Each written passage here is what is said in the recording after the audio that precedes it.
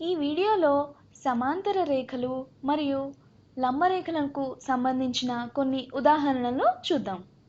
మనకు ఇవ్వబడిన వాటిల్లో రేఖలు సమాంతర రేఖలు లేదా ప్యారలల్ లైన్స్, లంబ రేఖలు లేదా పర్పెండిక్యులర్ లైన్స్ లేదా సమాంతర మరియు లంబ రేఖలు కానివి కూడా అయి ఉండొచ్చు.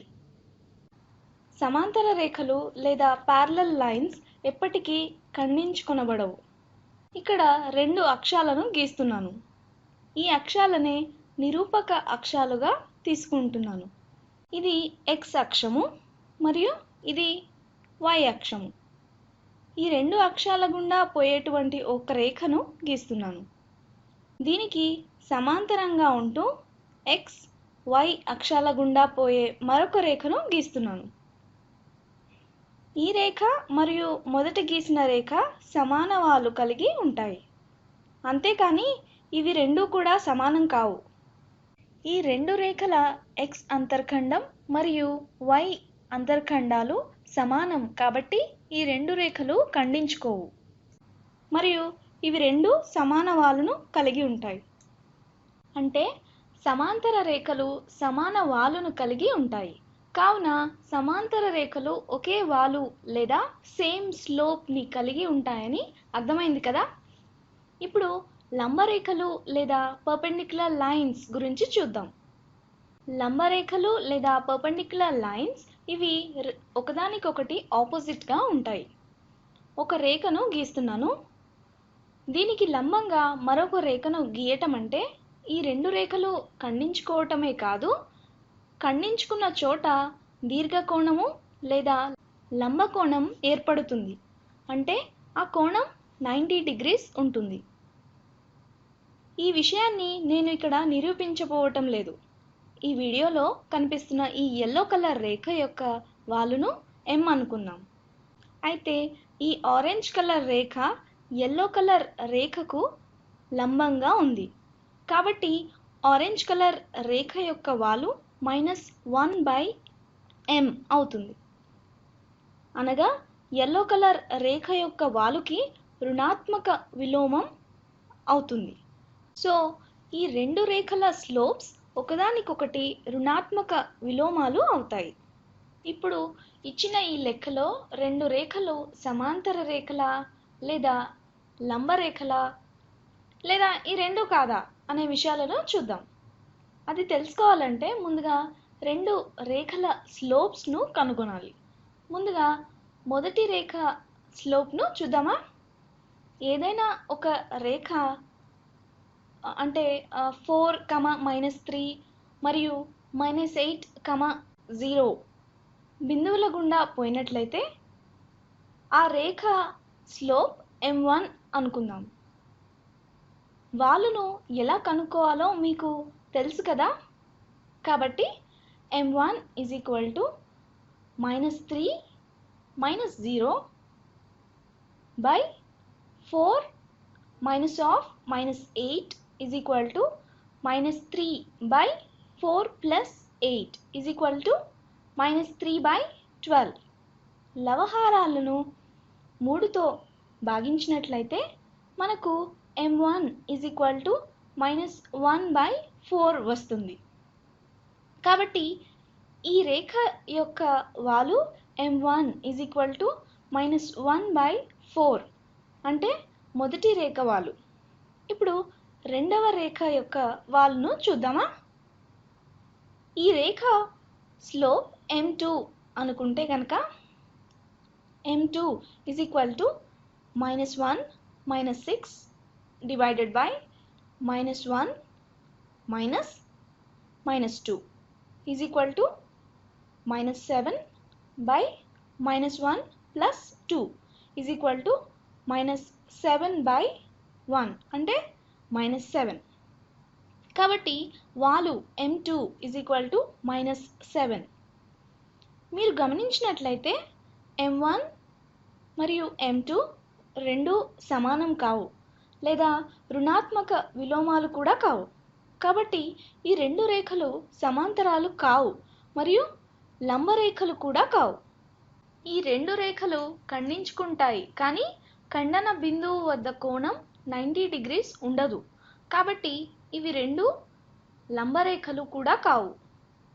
ఇంకొన్ని లెక్కలను చూద్దామా? ఒక రేఖ -3, 14 మరియు 1, -2 బిందువుల గుండా పోతుంది. రెండవ రేఖ 0, -3 మరియు -2, 5 బిందువుల గుండా పోతుంది. ఇవి ఎటువంటి రేఖలో చెప్పాలంటే ముందుగా వాటి వాలులను కనుక్కుందాం. ఈ గ్రీన్ కలర్ రేఖ యొక్క వాలు చూద్దాం. M1 = -2 -14 by 1 -3 = -16 by 1 + 3 = -16 by 4 అంటే -4.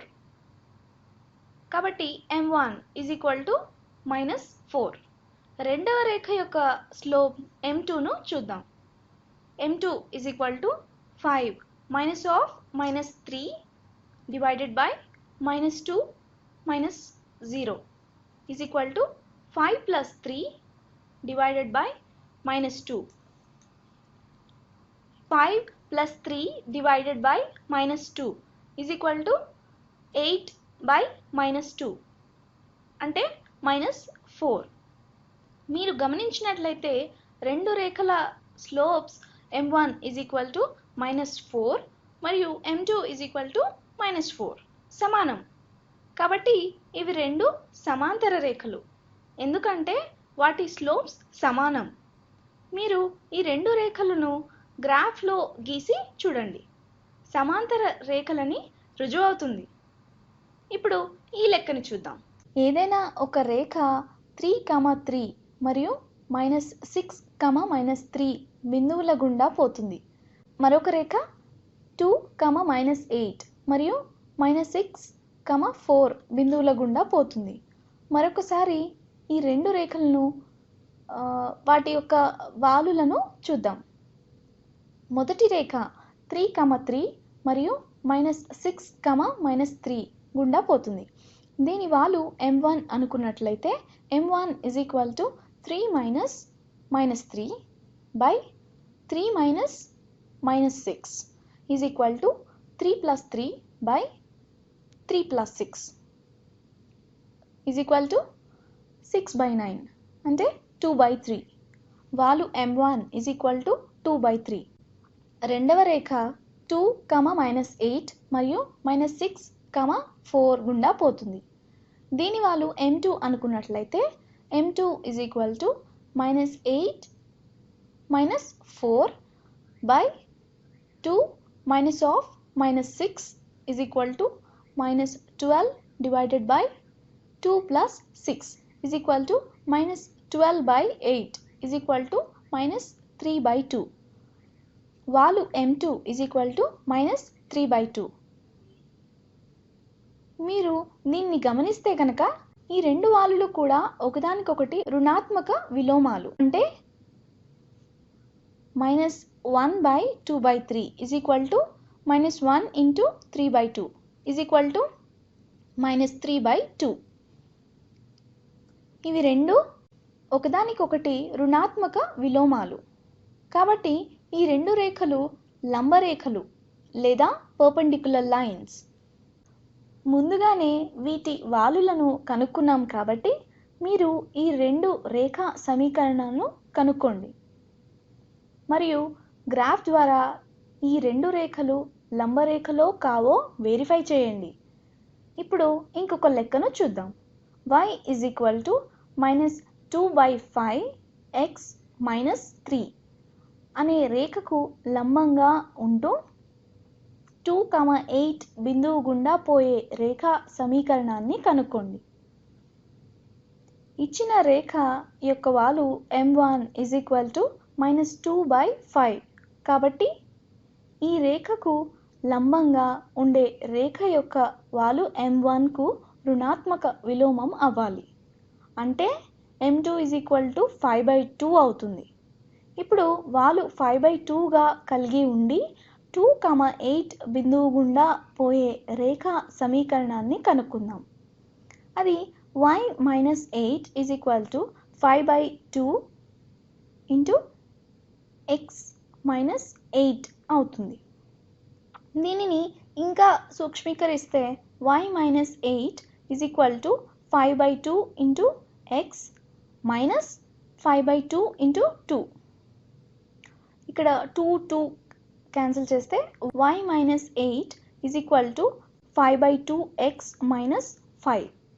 ఇరువైపులా 8ని కలిపితే అంటే కూడితే y is equal to 5 by 2x plus 3 అవుతుంది.